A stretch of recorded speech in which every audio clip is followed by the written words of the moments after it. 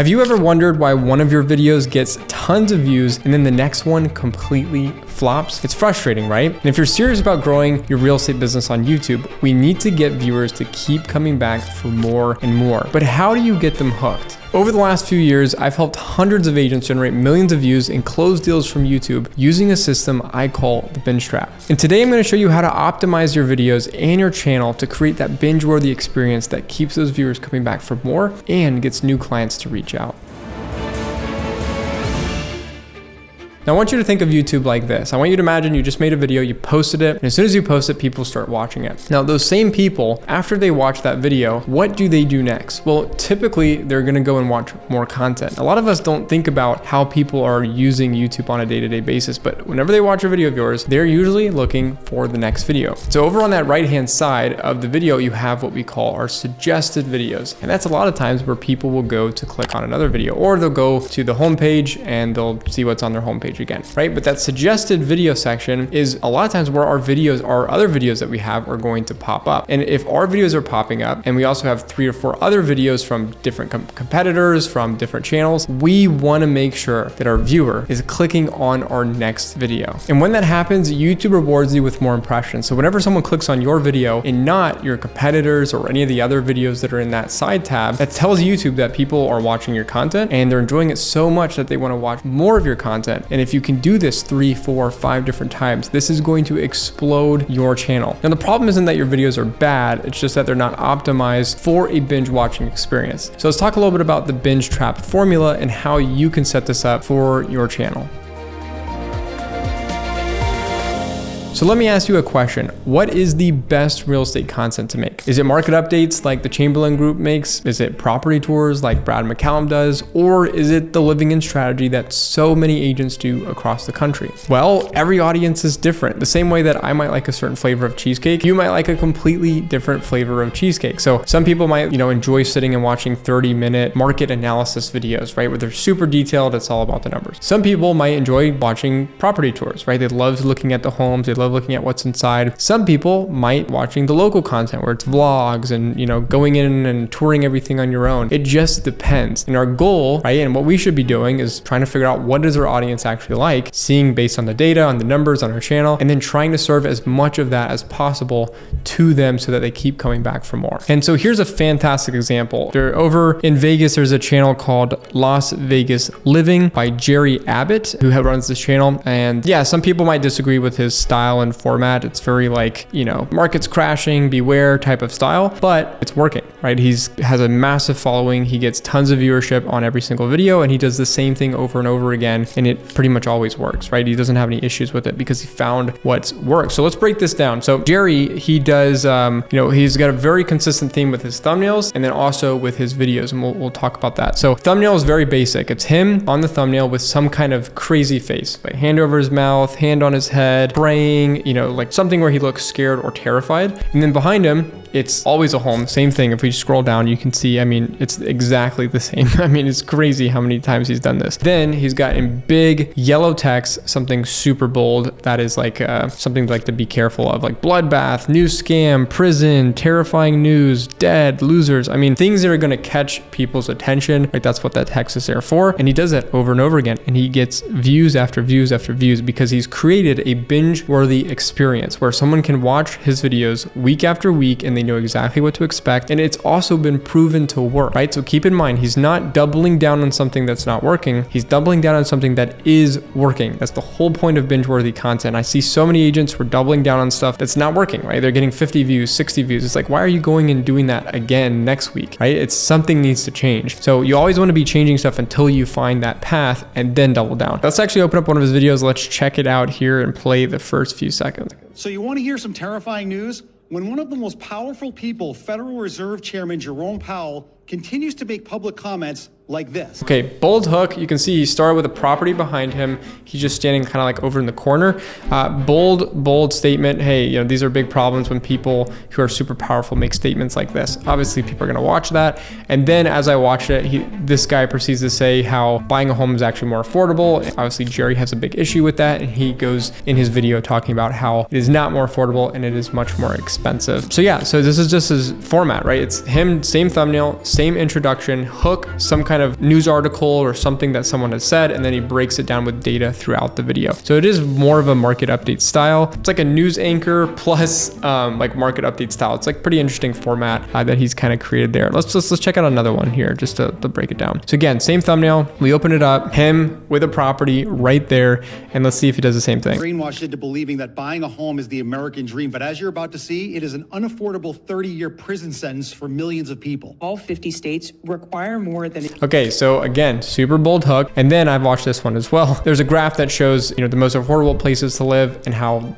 expensive it actually is now compared to where it was before. It also shows, the most expensive places to live, and they compare that to the median income of where people live there, and it's, way higher. So again, does the same thing over and over and over again. Now, how about another example, which is the Living in Houston channel, which a lot of us know, right? Jackson, if you've seen his channel, he does the home tours where he does it in a vlog format, these beautiful new construction properties. If you just look at his channel, the same thing. He's got that binge-worthy format where he's got a very consistent thumbnail theme, right? We can see here he's got the property behind him, and then some type of text, and it's yellow. It's almost, it's pretty consistent with actually how Jerry was doing his, right? Just a little bit different. And he's done that over and over and over and over, and we can just keep scrolling. You can see that's a very binge-worthy format. And then if we open up the video, we'll see the same thing. He'll be outside the house, give a little presentation, and then go inside the house. Now, what's an example of doing this wrong? Okay. Now, again, there are so many channels like this. I'm not pinpointing this agent specifically because it's not his fault. There's people that teach this format, but there is, we can see here, they are trying to do the same thing. They're trying to create a binge-worthy experience with the thumbnails, right? It's the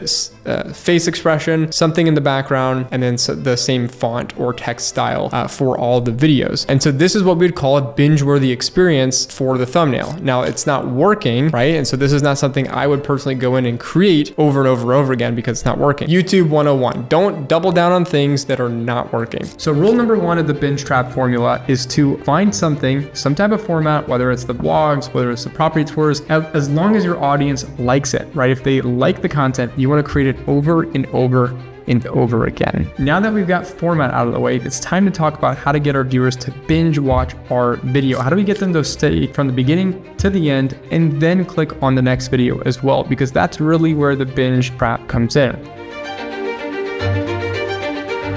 Now, I know for us creators, a lot of times whenever we're creating content, we want to make it as good as possible. And with that means we sometimes tend to overcomplicate things. We give too much information, too much stuff, and our audience can get overwhelmed. Now, I remember years ago when I was learning more about CRMs, I was sitting down with an agent who was getting ready to set up his CRM. He never had one before, and it was time for him finally to set one up for himself and his business. And he was going through all the different tools, the gadgets, email templates, text templates, automations, tagging systems, all that stuff. And he was just so overwhelmed. He was like, oh my gosh, I want to do this another day because I cannot figure all this out, right? And that's sometimes what happens in our own videos. When we're giving information, our audience is just really overwhelmed by what we're sharing. I see this a lot, for example, in market updates, where agents will get up and they'll share the statistics, but they don't really share the story behind it. And I want to give you an example of an agent that absolutely crushes the market update style and doesn't overcomplicate it. Let's watch this video. Other thing we want to look at is supply.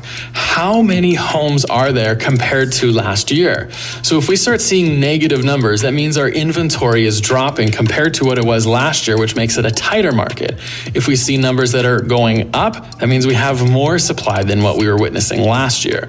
So overall, the city of Calgary saw a drop of 14% in total supply from February this year to February 2023.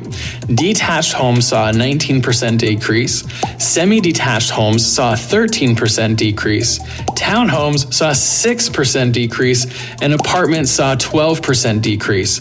All of these really point to there is still strong demand and supply is decreasing. I know you probably just watched that clip and you're like, well, there's nothing super special about that. And that's the point. He made it simple to understand, whereas you might understand, certain stats and data about market updates, and you might share it, in a different way, or you might share it more complicated. He was able to break it down so simple to where audiences that don't know how to read this stuff can understand it. And that's what he's doing so well. He takes complex information and he breaks it down very simply so that audiences in his local area can understand the data and make informed decisions. And he's been doing market updates for years, and he's built a massive following following because of that. So whether you're doing a market update, whether you're doing a property tour, whether you're doing a tour of your local area, make sure that your audience feels welcome. Make sure they feel like they can understand. For example, if you're doing a vlog in your local area, you want to give context to where you're at. How far is it from places? What's special about this area? You know, break those things down so people can actually understand and follow along, and you're not just touring some random area. Now for a property tour, maybe it's not the information you're sharing about the house that is like complicated to understand, because most home tours are pretty simple, but maybe it's the format, the way that you keep hooking people in